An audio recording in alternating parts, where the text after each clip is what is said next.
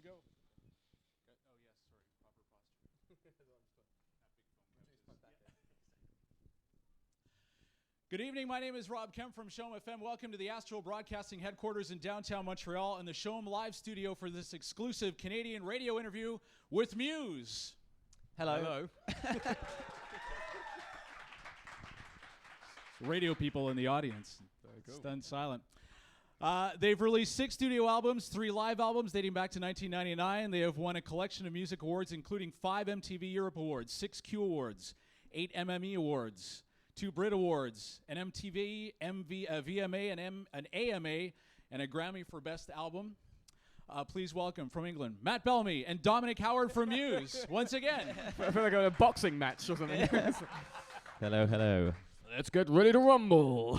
Hi, guys. Thanks, first of all, for stopping by here today. Good, thanks for having us. Yeah, it's great to be here. Great city, beautiful city. Well, I was telling you guys earlier, I apologize for the weather. Normally this time of year in Montreal, it's much warmer.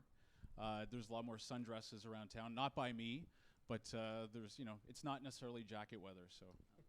Well, it's been a nice day. It's gorgeous out there. Yeah, it's been nice. lovely and sunny, even though, I walked all the way around the old port and everything, the old town. Place to be in Montreal, yeah. I had a coffee on some Amherst place that was really nice. I got to thank you guys for choosing Chom and Astral here for your only Canadian radio interview. Is there 2 back-to-back sold-out shows here at the Bell Centre? You stuck around to do your day off here in Montreal. Is there a connection with you guys in Montreal, an affinity for the city in particular? We've always had great concerts here. We noticed that the crowd here seemed to pick up probably faster than anywhere else anywhere in North America, I'd say. It might be because of the French connection. We've always had a great following in France, and some of our best concerts have been in Paris, so I'm not sure if there's a connection there, but from our first tour in North America, Montreal always stood out as being one of the best audiences, yeah. For those of you watching, you'll note that Chris is not here. I noticed last night that he tweeted that he put together a soccer match at the Canadians practice facility on the South Shore. Did you guys take part in that? No.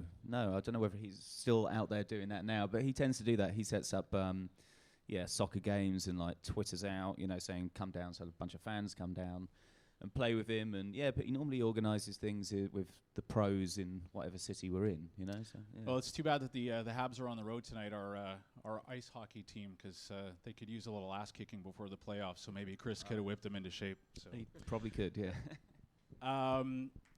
I wanted to talk to you guys. Football is popular here in Montreal. Obviously, we have the Montreal Impact, so it's nice that he's able to do that.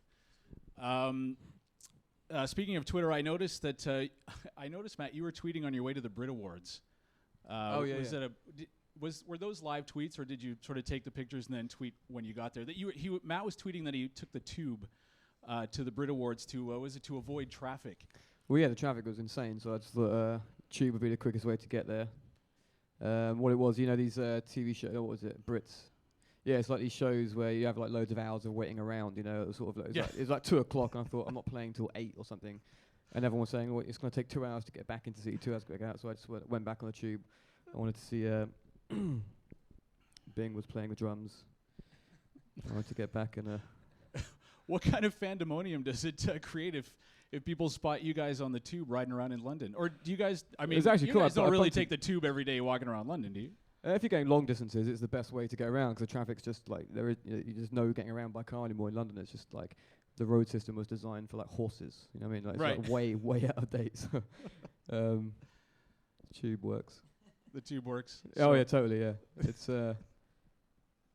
it's fun down there. There's on the way to the Brit Awards. There's loads of people that were going there that were drinking and partying and getting in the mood. It's like being in a pub or something on the move.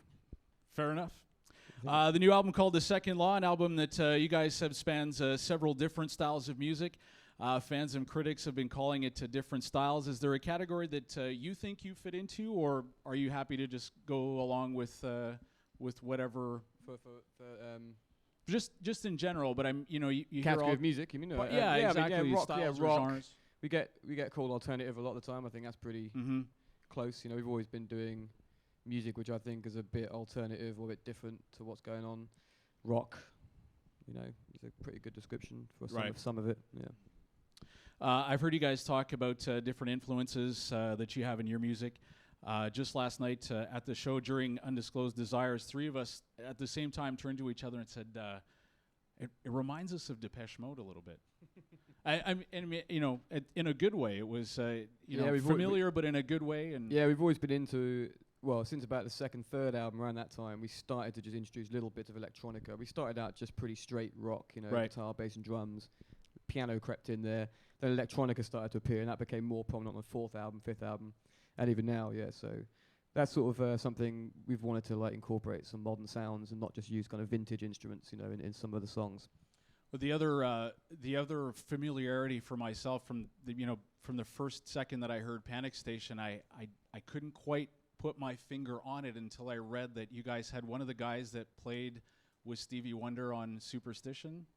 Oh yeah, that was one of the.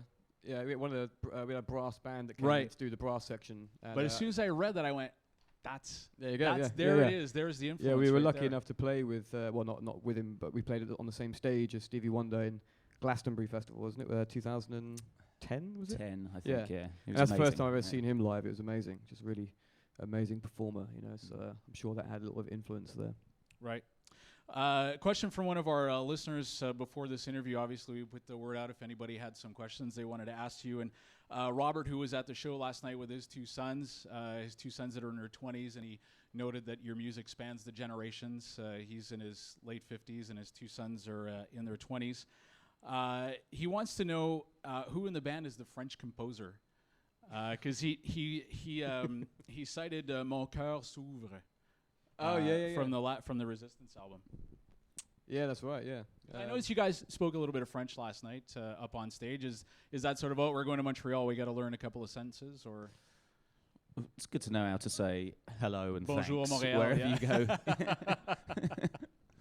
Yeah, I've always that French Berlioz. Berlioz is French, isn't he? Hector Berlioz. He was one of the. I think, isn't he? I don't want to get that wrong, but I think he is. But he was one of the first classical classical music stuff that I got into. Really dramatic music. Right. That rubbed off on some of our early music, I think. What was that French piece? What? Don't do that. So, but yeah, Dom lives in France, and I think he's. Don't you? You live there. You spend some of your time there. I have done, yes. Yeah, so you should be learning French. I know, yeah. You've got no excuse. Get that Rosetta Stone. Complètement bilingue, Dominic. Sorry? Yes, right. Okay, moving on. Just to touch quickly on Panic Station, the video released just earlier, over 500,000 views. That's just on your YouTube channel alone. How quickly did it get back to you guys that there might have been a little bit of misstep with the rising sun flag in the background? And what's your, from all the reaction that I read, you guys, it was an honest mistake. You obviously weren't trying to offend anybody. How quickly did that get back to you when the decisions made to change it? Yeah, it happened straight away. We worked with a good friend of ours called Tim, who directed it, and he was with us in Japan. We just kind of threw together this sort of simple concept. I was just wandering. We're pretending to be basically Japanese pop stars for the day, dressing up in silly costumes and wandering around the streets of Shibuya, getting into this sort of whole costume play. We found this robot bar thing, and we just filmed the whole thing, put it together. Tim did the graphics, but yeah, obviously we didn't pay close enough attention. I didn't know. None of us really knew that was a particularly offensive image in Korea, but obviously we found that out and took it out straight away. Yeah. Well, it's an image that it's everywhere. It's not something that you would imagine immediately think. I of thought it was sure. on Karate Kids. I thought Karate Kid had it on his thing, but anyway, not quite. As with the previous album, the three of you produced the Second Law. It seems in an age where everybody's clamoring to find that big superstar producer. You guys chose to produce it yourself. Why that decision? Well, we decided to produce the Resistance by ourselves because we built our own studio in Italy, and we thought we might as well just get on with it ourselves. I think between the three of us, we kind of understand the technicalities of how to record pretty well, and we've certainly learned so much over the years doing the first 5 albums. So we just thought it would be a great challenge, and we just thought we'd jump into it and do it. If we really wanted to really record and make the album sound exactly the way we want it, we might as well do it ourselves. So we decided to do that again this time around. But it's fun producing. It's great. We have a good time doing it. Do you think that bands that go out and hire external producers that don't I don't want to say inferior material, but aren't doing their best work? Should they be doing it on their own? Or is it just a particular skill set that you guys have or have learned to? No, I think we're open to working with producers again. I think we just felt that we wanted to learn about that side of it ourselves. All the engineering side and the technical side, and I think because we wanted to push the band outside some of the sounds that we've become very familiar with on previous albums. So we felt like maybe doing that on our own would be the easiest way. Because often when you're working with a producer, they try and guide you towards something they want, But in the future, I'm sure we would work with a producer again. But just these last 2 albums, we felt like it would be good to control things ourselves for a bit. Is there a wish list of producers? If you guys could sort of pick any producer off the tree that you would want to work with, or go back to a producer you've worked with in the past? I don't know really. Who's out there? I haven't really been following what's going on out there. We've always had a great time with Rich Costi. We made 2 albums with him in the past. He's very good. There's some of these new contemporary producers that are good. Is that guy called Sia or something? I think he's good. And so I think what's going, in the R&B pop world and hip hop and all that kind of stuff, there seems to be some really cutting edge productions. Yeah, you see a lot of crossover between producer and artist, where you wouldn't necessarily match those two up. That whole thing intrigues me, like the collaborations and how collaborative the pop world is. Rock music tends to be quite isolated, in terms of, but out in the pop world, it seems to be loads more collaboration going on. So I'm intrigued by that, Muse working with Kid Rock, and all of a sudden you put out a country album or something. Well, no, not that wouldn't be. It's not going to happen. But nice suggestion, though. Yeah. It's an incredible live show.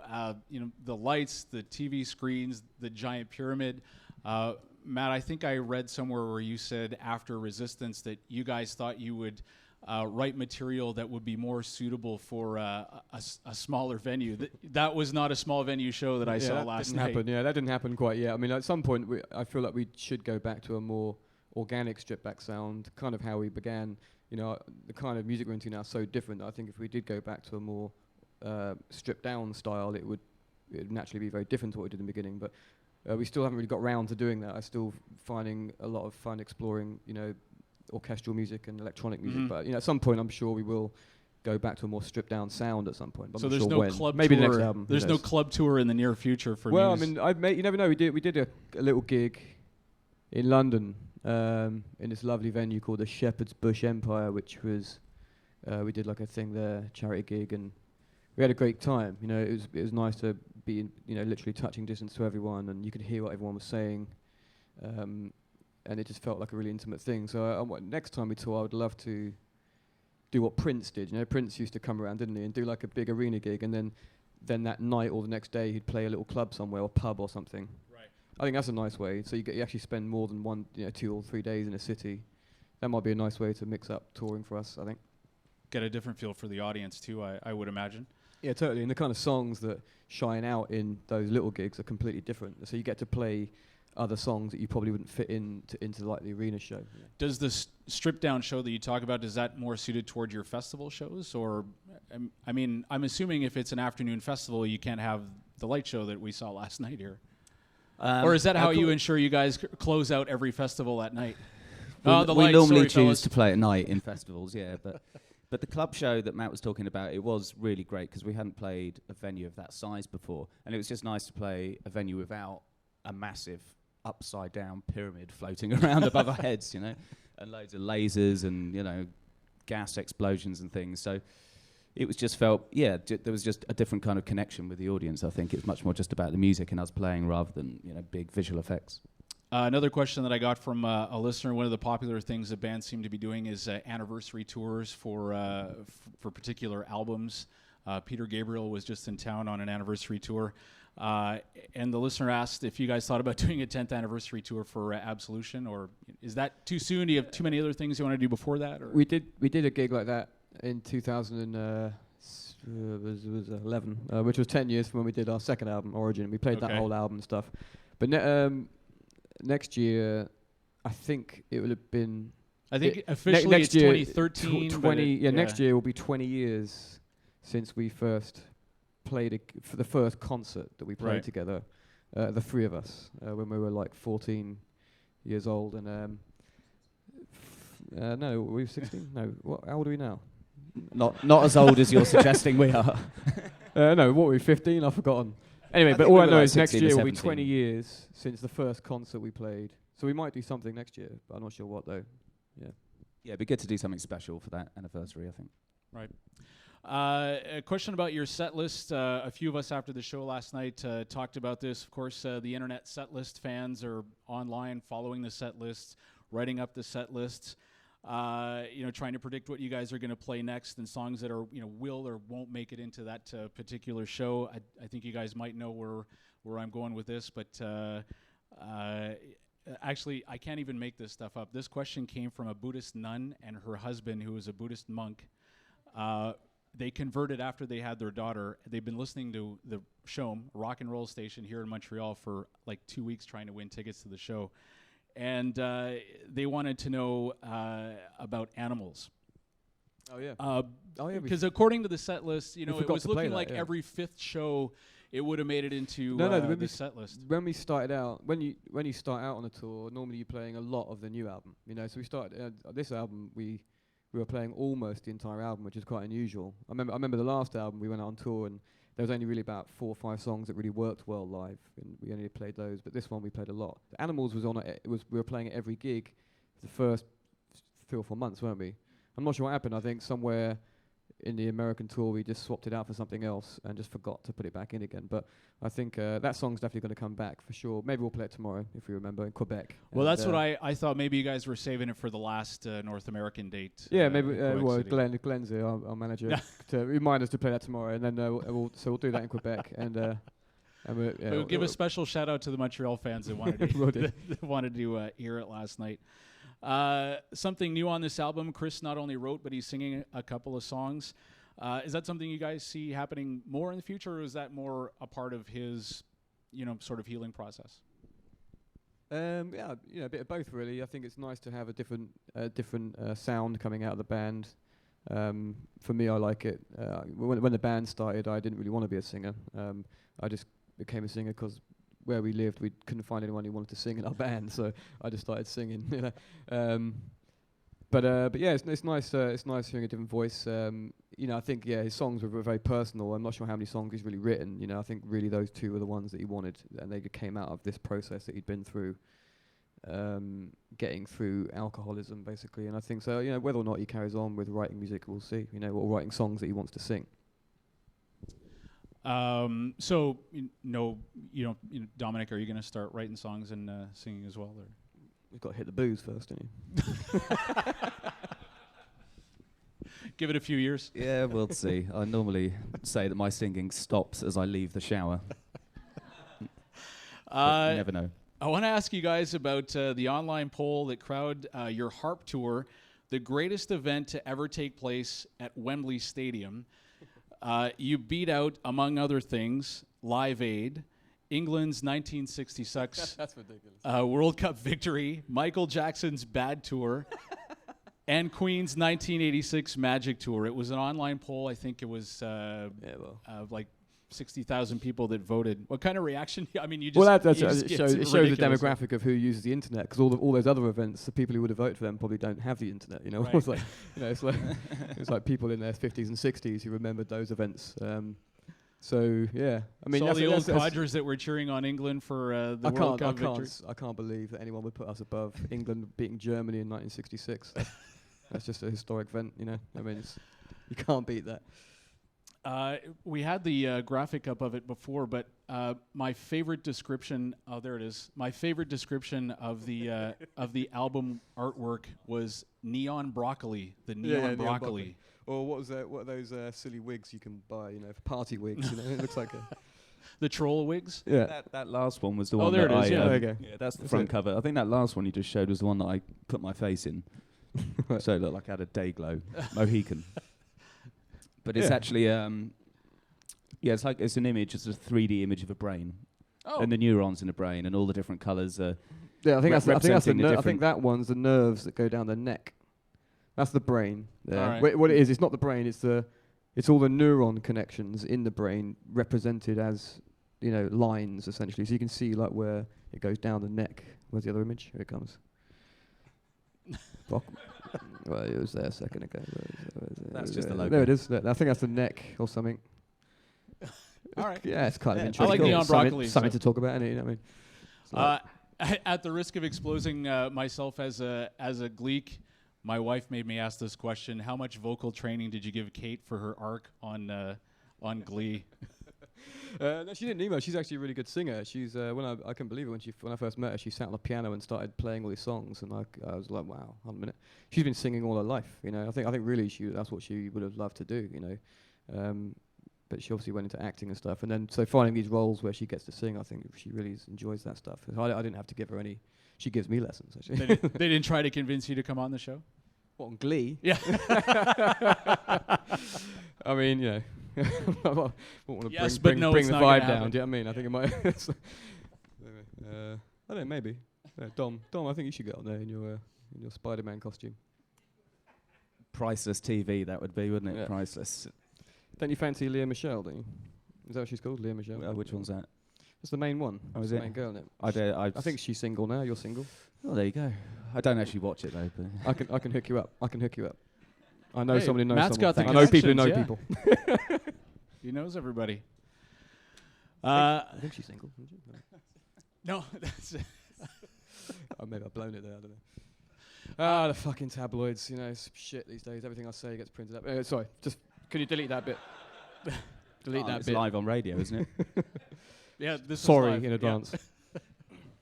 But you guys, how do you guys manage to? Speaking about Kate and family, and I know you have a son, and you broke your foot, and because you were doing gardening. No. Or is that just a vicious rumor? No. I was chasing the dog around the garden. Oh, okay.